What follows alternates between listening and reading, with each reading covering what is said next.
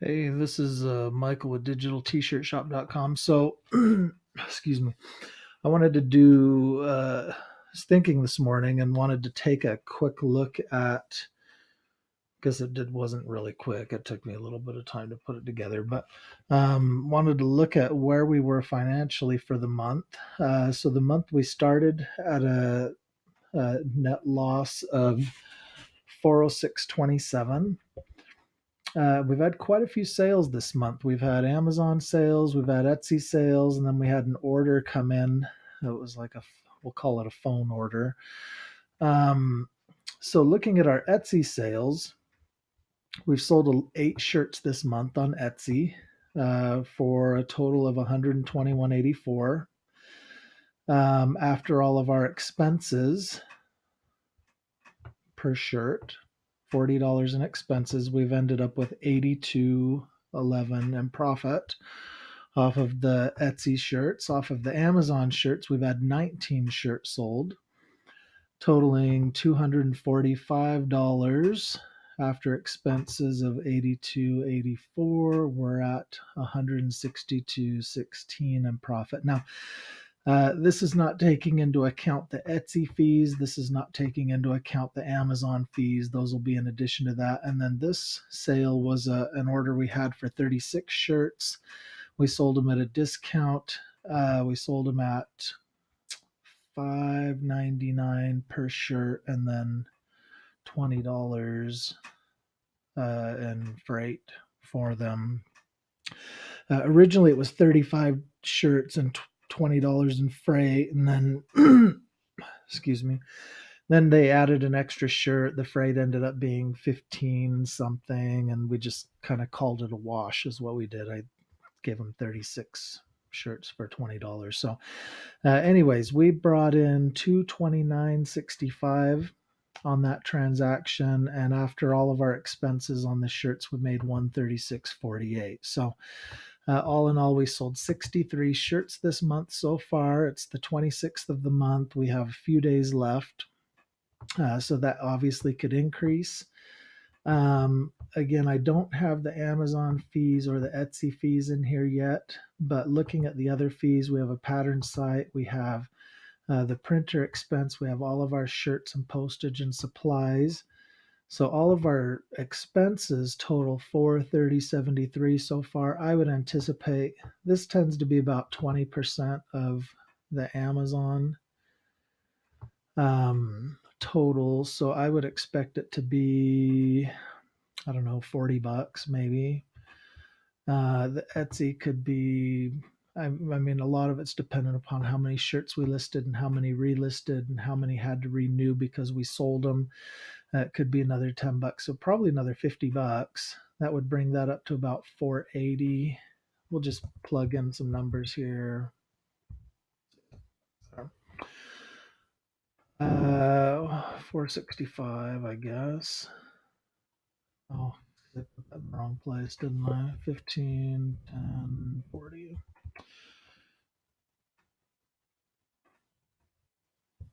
I don't know. I guess maybe I did my math wrong. I'm not sure, but 440 anyhow. That would put us at a net loss of 250. So I've got something that's adding up wrong. Try that. 40, 10. There we go. 480. Okay.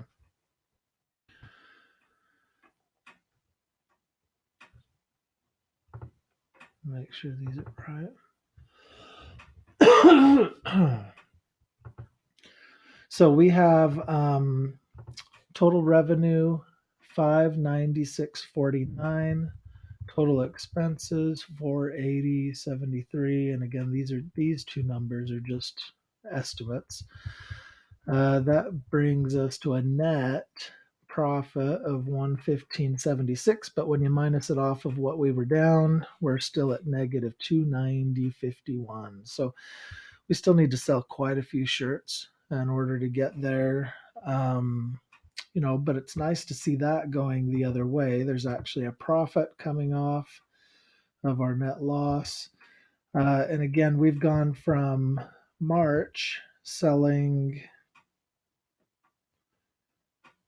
I didn't actually write down the quantity here, but um, one, two, three, that's probably four, five, six, and that's probably 10, about 16 shirts. To, it's not all of them. Etsy. Guess we didn't have any Amazon sales back then. Okay, so Etsy, about 16 shirts to selling 63 shirts. Now, if we're just looking at Amazon and Etsy, so the Amazon's really going to help given the number of shirts we sold through Amazon. We didn't sell near quite as many shirts through Etsy this last month, but we did have these other sales as well that helped significantly. So we had a significant increase in the number of shirts sold. Hopefully next month in May, we'll see an equal increase. You can see that our sales are kind of spread out. You know, we're skipping 4 days there, we're skipping 8 days there, we're skipping 5 days there. 21st, 22nd, we're on the 26th, and I don't have any other. I know I have two sales that came in yesterday that are not listed on here. Likewise on Amazon, we're not selling something every single day still, but they're picking up. So hopefully over the next couple of months, we'll still see a significant increase in consistency and the number of sales, and we'll see that go up, and maybe we can either take another chip at this. And actually, this is going to improve by the end of the month. I mean, maybe this net profit might go up another $50. Hopefully, if we have some consistent sales going on the next 5 days, and then we'll see this decrease. But that's kind of where we're at. I just kind of wanted to see if things were going in the right direction. This also helped me fill it out by the end of the month. And that is where we're at. And hopefully that helps you see, even though we're selling a lot of shirts, it's going to take a lot more shirts to actually make a profit off of this. And we are not spending a lot of money. I mean, if you look at this, I think the basic supplies we have for shipping, the basic expense for postage, the basic expense for our cost of goods sold, our ink and our shirts. This printer, the cost of leasing the printer, unless you're going to start your business with capital and go and buy a machine outright for whatever it may cost, $10,000 to $20,000, you would be writing that $10,000 to $20,000 expense at the beginning of your business as a capital investment. But in this case, we're just leasing it month to month, so we're just carrying that expense over. And that, I mean, we're not buying a lot of things. We're not buying a lot of unnecessary supplies. We're not paying rent. We're not paying electricity. We're not paying for phones. I'm not taking the cost of internet or anything like that out of it because it's a home-based business. And I'm just kind of at this point can actually, I count those expenses with my other business, but if I was running my own home business, I would itemize those in one way or another based on the amount of use, or pay for those services through my business. And then those would add additional expenses. I mean, just internet could add another $50 to $100 a month. Your phone could add another, depends on whether you do something like a Magic Jack, which might be $50 a year versus a cell phone for your business, which might be $100 a month and $1,200 a year. If you were to add in, a lease and add in electricity and add in all those things, I mean, it would really take a significant amount of sales in order to even just break even. I mean, you'd really have to have a lot of sales coming in and some consistent sales to cover all those expenses. So, and you would likely, where I'm running this as I'm trying to, develop my brand, and sell my brand of shirts, my designs, versus I'm out pounding the pavement trying to find companies that want me to do the printing, their printing for them. If that were the case, I might pick up a 50 shirt order here and a 100 shirt order here, 1,000 shirt order here, a 10 shirt order here. And I would need a lot of those because my likelihood is to be competitive in the market, my margins would need to be significantly lower.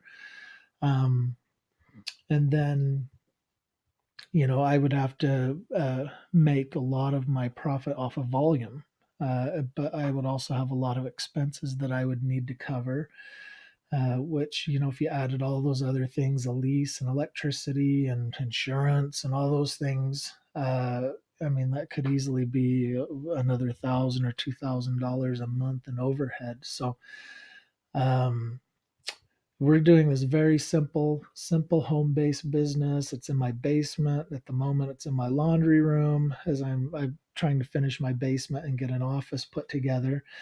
And so, we're really simple, and our expenses are simple. But even with what it is and trying to generate some name recognition and sales, it's going slow.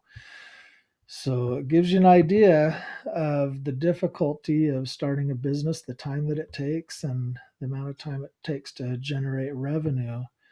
Um, so hopefully that helps, and I'll do another analysis of this once the month is complete, and then I also need to do an evaluation of our Amazon sales. So Amazon does look as though when we first did our Amazon tracker, we weren't sure where they were going to break the month, and it does look like they broke it at April 15th. And so the next one's going from April 15th to April, I want to say they're going to do the deposit on the 29th. Usually it's about every 14 days. So yeah, this period will end on the 29th. And then going forward, we should have consistent 2-week periods. The Amazon will do these period statements and payment statements in, and then I will go and add those to the tracker on the Amazon tab like we had over here. Now I need to go update this one because we did it before they ended the period. But then we'll go ahead and we'll add them going forward, and that'll give us an idea of, we'll just, based on the 2-week period and where they end and accumulate, we'll go ahead and just dump those expenses in as the Amazon expenses, so that we are accounting for those accurately. So there you go. Hopefully that helps.